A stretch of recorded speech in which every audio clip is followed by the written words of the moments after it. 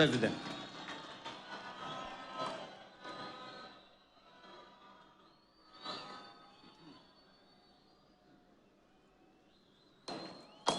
Hello, everybody. Dear Mr. President, distinguished guests, and above all, people of Kenya, I stand here before you, deeply honored by the privilege that Kenya, a proud and powerful nation of the African continent, has bestowed upon me to address the Kenyan people on behalf of the people of Slovenia. I stand before you, humbled yet proud of how warmly Slovenia has been received and of our shared desire to see the cooperation between our two countries flourish. 62 years ago, the Kenyan people wrote a pivotal chapter in history. Madaraka Day, the day Kenya gained the freedom of self-government, marked the day Kenya finally secured the right to shape its future. An arduous journey came to an end. The days when foreign settlers drove the Kenyan population from fertile land and forced them into poorly paid labor are long gone, but they will never be forgotten. For the struggle for the independence was anything but easy, and it came at a heavy cost. Of course, the Kenyan people know only too well that history is not just about facts. It is also about preserving and developing the fundamental values that ensure the survival of a nation. Values that strengthen its identity and, above all, its unity. Jomo Kenyatta, the man who led Kenya to independence, recognized this. He also knew that Kenya's unity alone would not be enough to secure a bright future of Africa. Africa must also unite. A strong Africa, ladies and gentlemen, means a strong Kenya. In this context, we must recall another milestone anniversary. The year 1945 not only marked the end of the Second World War. That year, 80 years ago, the Pan-African Federation was created. The founders of the Federation, including Jomo Kenyatta, sent a clear message to the world. 700 million people living under colonial rule and without rights had had enough. They demanded their place under the sun. One by one, the former colonies became sovereign and independent states, but the idea of African unity never faded, least of all in Kenya.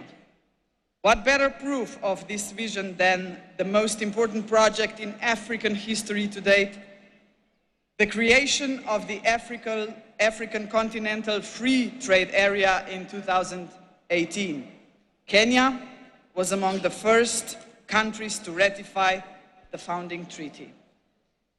Mr. President, ladies and gentlemen, the lessons of the past shape our vision of the future. In the 1960s, the world experienced a wave of decolonization. Yet in many ways, colonialism, and if I may say so, a condescending attitude towards the newly independent states did not just cease to exist, but there was a way to build self-confidence and assert oneself on the world stage. My generation, ladies and gentlemen, grew up in former Yugoslavia. We still remember the non-aligned movement of the Cold War era, a large and respected group of countries, including Kenya, that defied the interests of the superpowers and former colonial powers. That spirit of non-alignment was vital then, and it remains relevant today. We live in a world where both old and emerging powers are yet again shaping the world before our eyes. All the rest of us, the smaller countries, must not just passively observe these developments. We must ask ourselves, what about us? Are we ready to raise our voices? And Mr. President, we are ready. Both our countries are preparing for the future, and we have chosen the right path. Sustainable economic growth, protection of rich biodiversity, a strong will to keep pace with rapid scientific development, a commitment to multilateralism, to international cooperation and tackling common problems. These are the values that unite us. As you know, Slovenia is currently serving as a non-permanent member of the United Nations Security Council. Our diplomats take their role seriously and responsibly. They speak out whenever injustice is done to people all over the world, whenever innocent lives are lost. Kenya, too, brings a rich, in many ways unparalleled experience in multilateralism.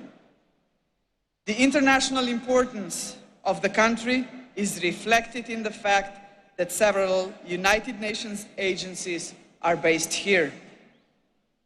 Both our countries believe in multilateralism because peace, justice and prosperity should not be the privilege of some at the expense of others. We are, after all, an international community, and in a community we look out for one another.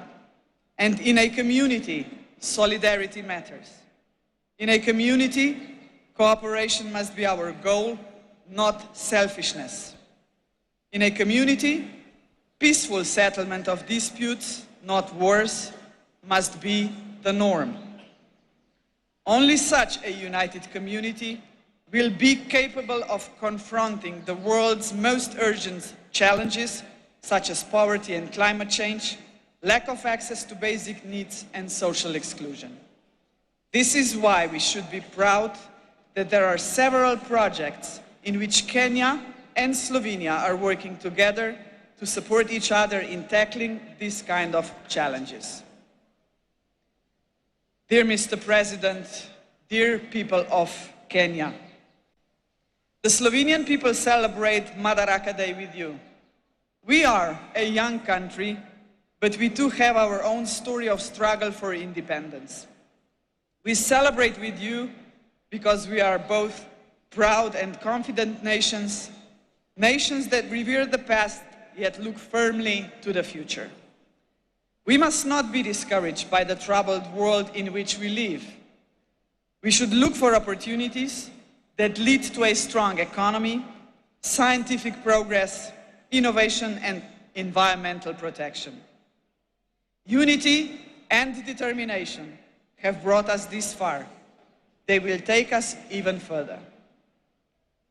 As late Kenyan and African literature giant Ngugi wa Thiong'o had said in his Dreams in a Time of War, believe in yourself is more important than endless worries of what others think of you. Value yourself and others will value you. Validation is best that comes from within. Happy Madaraka Day. Asante sana.